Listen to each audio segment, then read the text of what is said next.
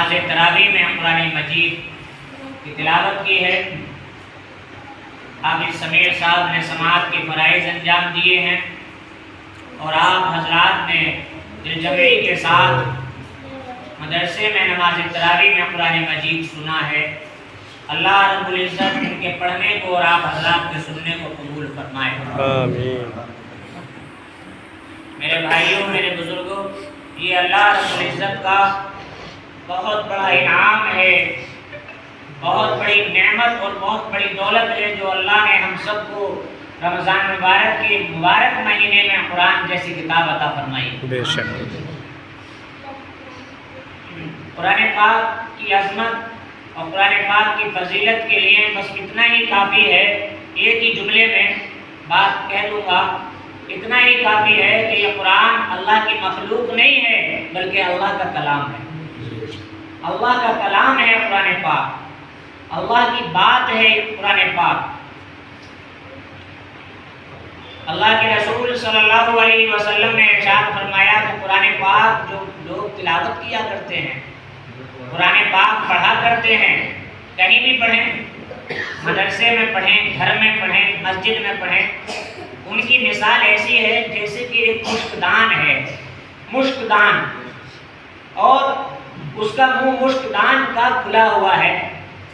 اب ظاہر ہے مشک دان ہے، مشک رکھا ہوا ہے اور اس کا منہ کھلا ہوا ہے تو اس کی مہک سے، اس کی خوشبو سے سارے کمرے والے مہکیں گے، سارا کمرہ مہکے گا، اور جتنے گھر والے رہ رہے ہیں اس کی خوشبو سے لطف اندوز ہوں گے۔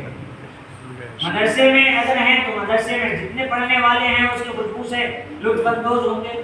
مسجد میں ہیں تو مسجد میں اگر مشک دان رکھا ہوا ہے تو سارے نمازی لطف اندوز ہوں گے۔ اسی طرح سے قرآن پڑھنے والے کی، قرآن کی تلاوت کرنے والے کی مثال ہے کہ قرآن پاک جو تلاوت کرتا ہے اس کے انوار اللہ کی طرف سے نازل ہوتے ہیں، تو اس پر تو نازل ہوتے ہی ہیں بلکہ جہاں وہ پڑھتا ہے، اگر مدرسے میں ہے تو سارے مدرسے والوں پر شامل ہوں گے اس کے انوار، مسجد میں ہے تو مسجد میں سارے مقتدیوں پر اس کی انوار اور برکتیں شامل ہوں گی، اور گھر میں اگر تلاوت کی جاتی ہے تو سارے گھر والوں پر اس کی انوار اور اس کی برکات شامل ہوں گی، سارے گھر والے اس کی برکتوں میں شامل ہوگا۔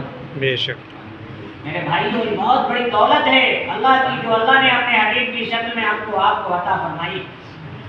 اس موقع پر زیادہ کچھ نہیں عرض کرنا ہے، بس اتنا ہی کہنا ہے کہ قرآن پاک کو، جو کہ اللہ کے رسول صلی اللہ علیہ وسلم نے ارشاد فرمایا کہ قرآن کریم وہ کتاب ہے کہ جس کے ایک ایک حرف کے پڑھنے پر اللہ رب العزت 10 نیکی عطا فرماتا ہے۔ بے شک۔ ایک حرف کے پڑھنے پر اللہ کے رسول فرماتے ہیں کہ میں نہیں کہتا کہ الف لام میم ایک علیحدہ حرف ہے، بلکہ اللہ کے رسول فرماتے ہیں میں یہ کہتا ہوں کہ الف ایک علیحدہ حرف ہے، لام ایک علیحدہ حرف ہے، میم ایک علیحدہ حرف ہے، جس نے الف لام میم کہہ دیا اس کے نامہ اعمال میں 30 نیکیاں لکھی جاتی ہیں۔